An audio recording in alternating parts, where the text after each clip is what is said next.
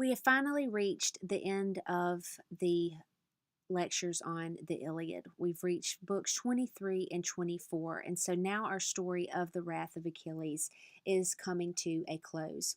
In book 23, the Achaeans have returned to their ships, and the official mourning for Patroclus is beginning. We have watched the treatment of that Achilles has given to Hector's body, which he just mutilated, desecrated, dragged it around the city, and it was not a shining moment for Achilles. However, that can be strongly contrasted to the treatment of Patroclus's body.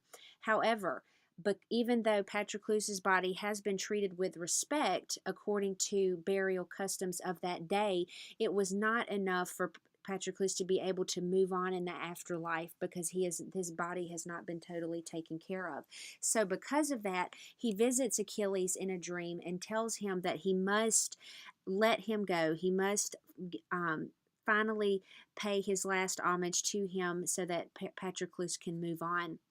Even though there was a terrible treatment of Hector's body by Achilles, Aphrodite protects Hector's body, even though it was attempted to be mutilated. It was not so much that he would become unrecognizable and left for the dogs to pick his bones. Aphrodite did protect him from that, and it was a way just to kind of give somewhat of a closure to the Trojan people and to Hector's father Priam.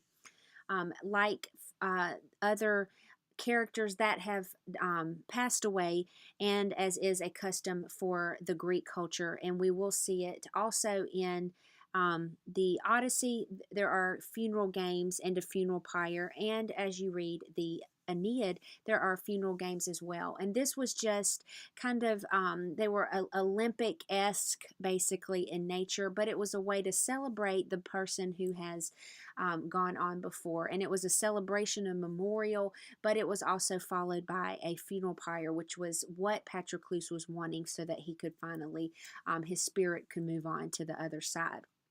As 23 ends and book 24 begins, Achilles, remember Aphrodite is protecting Hector's body, but Achilles continues to attempt to destroy Hector's body.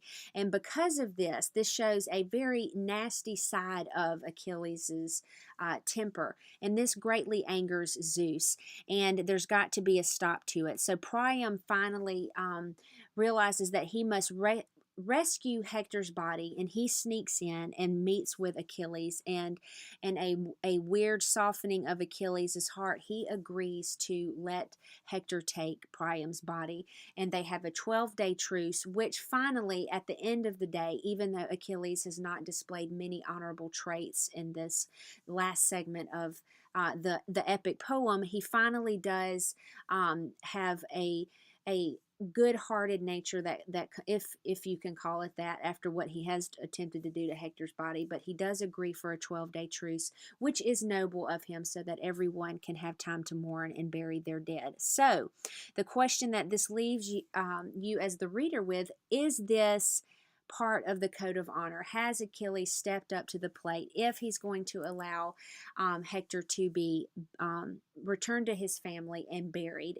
Does this exhibit features that are representative of what one would consider the archetypal or the everyday example Greek hero?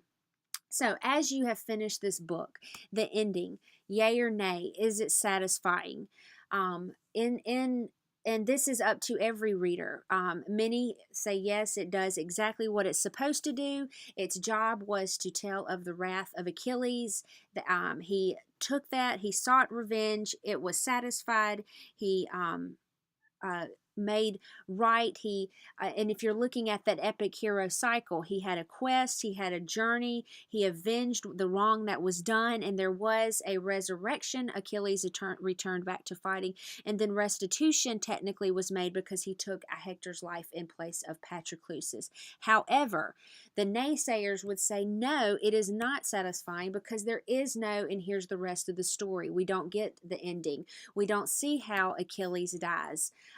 All that we see is the fighting stops. We don't see exactly the fall of Troy. And even on into the Odyssey, there is not a lot that goes on to give the play-by-play of how the Trojan War ended. It's not until when you read the Aeneid that you will actually get the more answered questions will be answered as to how Troy fell. But we will encounter Achilles again in the underworld as Odysseus makes his journey. So look for that in the Odyssey.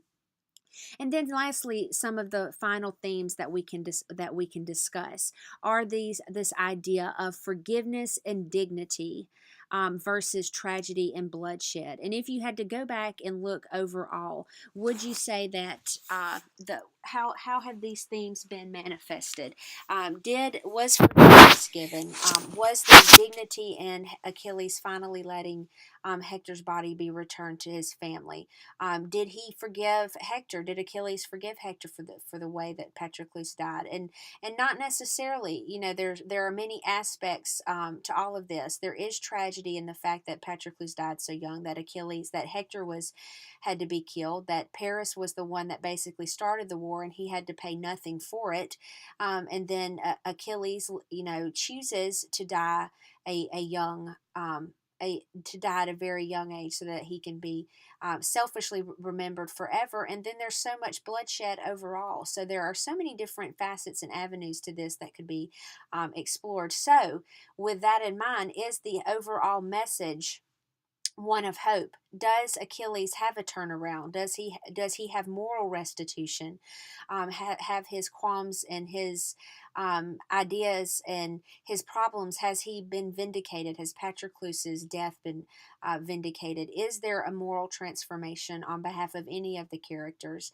And if so, which characters would that be? So that's something that you as the reader can think about and fit the different characters and the different examples into these different aspects of themes.